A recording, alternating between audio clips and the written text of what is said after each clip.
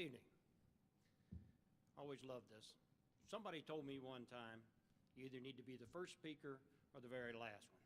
The first one, you get to see everybody while the lights are still on. There are people still out there, right? Okay, just checking. I've worked with Doug now for about 4.5 years, all right, on different things. And we've been going through a process that started with the VA trying to get transportation for Carroll County. The VA does not recognize that there's 15,000 veterans in Carroll County, all who are in need of medical services at some time or another. Well, that's really wonderful that they're willing to provide those services at Fort Detrick and down at Green Street, but that's 42 miles, which either way you want to go, it's 42 miles from Westminster to either one of them. And it's a struggle for our aging veterans. So when we first got together, had a quick meeting with the VA, and their answer was, it's not going to happen.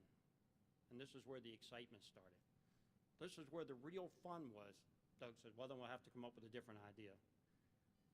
Well, we can't provide transportation from Carroll County. We can't have paid drivers. Why not? Why can't we have paid drivers? Why can't the CAT system deliver veterans to Baltimore? That was the first step. So the second step that came along was, well, we're going to need something to coordinate with the veterans. Why can't we hire our own service officer for Carroll County? Why can't we? Well, because it's never been done. And that was the exciting part of dealing with the VA. All of a sudden, the VA started looking at Carroll County and saying, what's going on out there? How did they get transportation and we didn't have anything to do with it? They don't even have a bureaucracy out there. They're just doing this. It can't happen.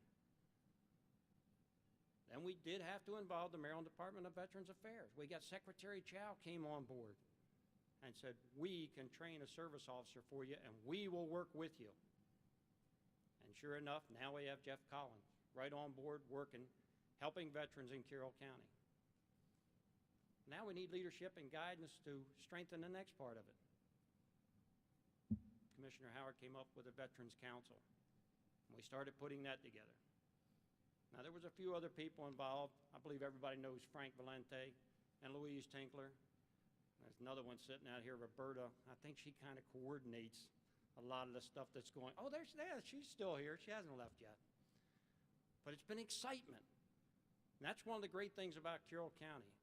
The leadership in Carroll County right now is exciting. It's been exciting. All you got to do is start looking and asking.